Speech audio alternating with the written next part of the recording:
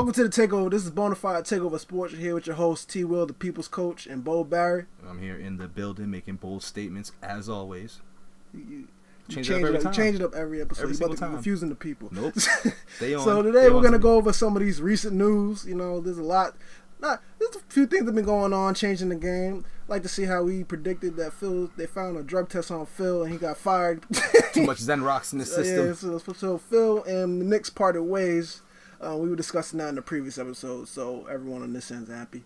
That it's crazy how Boston people can be happy for New York. But I like to see them at least do good. You know? That's how bad it got. Though. It got that bad because even Isaiah Thomas didn't do that bad. He was doing sick things with Eddie Curry, but damn. You didn't say Isaiah Thomas is not the original Isaiah Thomas. Right. He is not. He's so bad in his role too, but he makes Phil. Like, everyone's praising Isaiah, Isaiah to come back. That's crazy. They don't understand how bad Isaiah was when he was in his organizational role. They're getting back to Black Horse again, whatever that means. I gotta look that up. I don't know why they say that to him. But I digress. So Porzingis is happy. I'm assuming he's over there dancing and doing whatever he's doing. Melo still looking to dip. Yeah, Melo. They're still keeping Melo. They're still kicking Melo out. And they're trying to hold him hostage like, yo, we're not even going to buy your contract out, bruh. That's crazy. Sick. The fact that he has to sign off on everything. So that's just a messy situation. Yeah, super messy. And then they still got Nikola Kina. Frank. Real talk, that's what everyone's going to call Frank. him. Scroll Frank. Yeah, so they still got him. You know what's so bad? You know they spelled his name wrong on his practice jersey. Oh, so that wasn't even the right spelling when he was out here holding it like this? Damn. No, they got his picture of his practice jersey. New York spelled it wrong. Oh, man. Yeah, New York they just all out of control. All out of whack. Yeah. Damn. So let's go into some more positive news. So Gordon Hayward's on his little tour, his little semi LeBron James, Kevin Durant, yeah, whatever he would, The talents tour. so he's going to see the Heat. I want to say Saturday. Yep. He already told the Jazz that he's not picking up the option, so he's just making moves. He basically said he's going to go see every single team that is interested in him. Which AKA, cool. basically, I'm out. Yeah, so that's cool on his end. And so we could talk. What do you think's going on? Because I honestly think, and it's funny, and this is where I was going to get into my little fun fact. Where do you think he's gonna go? I know all the cards are pointing towards us in Boston, right? But where do you think he's gonna go? I mean, being a homer, I'll be a homer in this situation. I'm definitely gonna say he's gonna go to Boston just because of the connection with Brad Stevens there and everything, and it just seems like the perfect fit for him. I don't know why, it just feels that way. But hearing the names like Pat Riley and the Heat involved with that situation, and the fact that they have a good coach over there and they have a good little center playing in Whiteside and everything like that, it could be very persuasive. I wouldn't say it's a definite or sure lock, but Pat Riley is the godfather of recruiting now. Even though he kind of struck out with LeBron James that second time around, but I believe in Pat Riley on the low because he's been around for a long time and knows how to kind of woo the players into signing there for a couple of years and stuff. But I mean, overall, I'm definitely gonna stick with Boston as my pick of going because there's other things kind of lined up. But Boston's my pick. So speaking of Boston, something I heard today, just as I was listening to the radio. Did you know? Danny Ainge, our GM, that guy.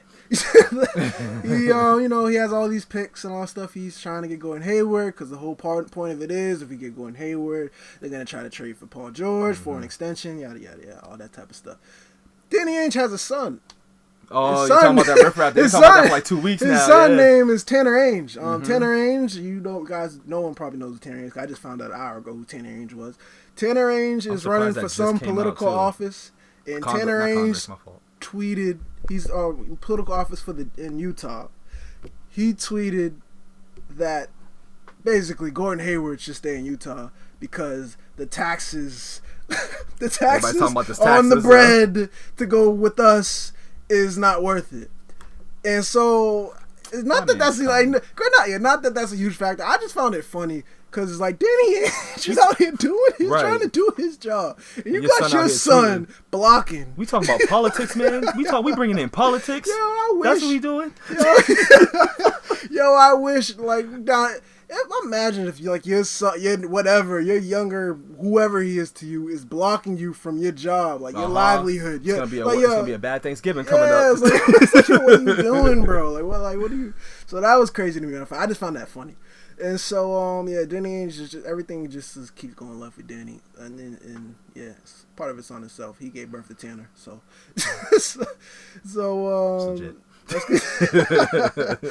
let's keep moving on to the Rockets. The Rockets made a big move, and this kind of connects to two things we want to talk about. The Rockets made a huge move.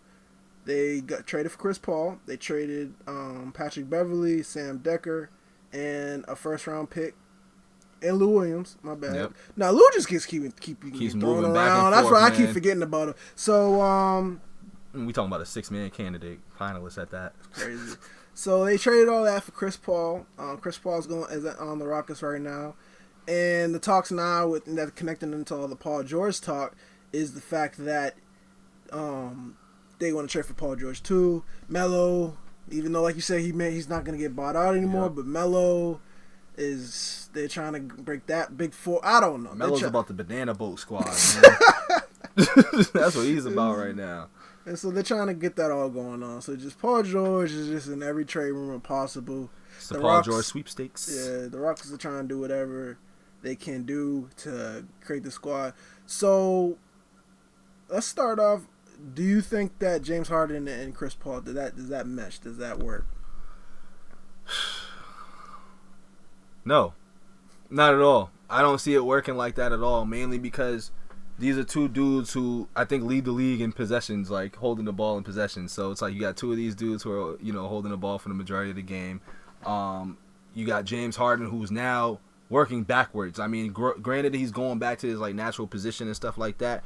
I just don't see it working as much because now we saw what that James Harden was a couple of years ago. We saw that guy. I mean, the numbers were still the same as far as, scoring and stuff, but I think the decision-making was off just a little bit. And I could say, obviously, the Dwight Howard and all that drama was in there, too, but we saw this Dwight Howard at the 2. Now, granted, Patrick Beverley was his point guard and everything like that, and Chris Paul is definitely an upgrade. It just kind of changes the dynamic a little bit because now you got two ball-dominant guys who are going to want to score the ball. And plus, I look at Chris Paul, he's more of a scoring point guard, but can find you at the same time. And it's weird, but for me, I also look at it like this too. D'Antoni, that whole system, they've been talking about having his minutes staggered, and I'm talking about Chris Paul's, and this is talking about the same guy who killed Kobe like 4 years ago by like playing him 40 minutes a game. So for anybody really saying that they're going to stagger Chris Paul's minutes is, out their damn mind because this man's going to want to run up-tempo basketball, and the only way that can split is because Harden's a little younger and you can sit Chris Paul, but then what do you have after that? You still got to add a bunch of other pieces to that, and I know they're with pieces in the work and stuff like that, but with those two kind of running the show, I don't see it. I can't see it working like that. You can't just throw anybody together. This isn't like summer park basketball fun. You're playing 82 games together, and like there's going to be a lot of difficulties going throughout the season because you can change your scheme. So I don't like the trade personally. It reminds me of Russell and James Harden back in OKC just a tad because of the fact that they possess the ball a lot. Different players between Russell and CP3, but zero. But yeah. All right, okay. Let me touch on what you said initially. Being two ball dominant players. Chris Paul wanted to play with James Harden so he can play off ball. Like we haven't really seen an off ball Chris Paul. Yeah, so but that's what he wants to do. So obviously he must be confident in whatever he has a plan with James Harden. They want to play with mutually wanted to play with each other. 33 this year. And 33 years old too. Yeah, and so that you saying that I think he is. He can score, but I think Chris Paul is a pure point guard boy. When I mean that, he's a pass. I feel like he's an assist. He passes the ball. It's like scoring is his thing that he can do when he's on teams like passive Blake Griffin and everyone else around that. You know what I'm saying? Yeah, like that's when he's like, all right, I gotta do this. But he's a pass first point guard in my mind. He's a pure point guard. I can agree with you on that in a way. But I just see him, with the Clippers at least he had to score more, I guess. Yeah. So that's just those 2 points that you made. Yeah. And then James Harden, like you touched on it. James Harden going back to his natural position as a 2, he's playing with someone who can facilitate. Patrick Beverley's not. He's a defensive point guard. He's not facilitating. So I feel like that will add to it. So I like to see how because they want to play off ball. Not like Chris Paul can't shoot to not play off ball. Exactly. So that's how it goes. But I want to touch on, you know, all this Chris Paul hate you got going on. Like, what? Where's that coming from? For all you guys that love Chris Paul so much, he's just a second round guy. You know, that's all he is. Second round guy, blows 3-1 leads. We can get into that in a few minutes if you want, but I'm ready for you. We need a whole episode for that. We do. So we're gonna take a pause. Appreciate y'all watching. I gotta for the Chris Paul. For the Chris Paul people out there, I got y'all because this is OD. CP0.